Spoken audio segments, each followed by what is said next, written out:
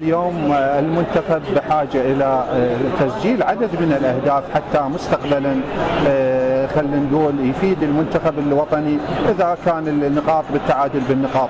فاليوم الأسود الرافدين مطالبين بالفوز أمام هذا الجمهور الكبير الذي حضر في وقت مبكر. بالمجموعة على الورق المنتخب العراقي هو متصدر الأول، ولكن للمستطيل الأخضر كلام آخر أعتقد. المنتخب الوطني اليوم ظهر بمستوى ممتاز جدا بالشوط الأول، قدر يعني يتخلص من الضغوطات الموجودة عليه. لا نتصور أنه الجمهور اليوم الموجود بكثرة أنه يهتف للبلد ويهتف للمنتخب، لكن بنفس الوقت هو يشكل ضغوطات أيضا.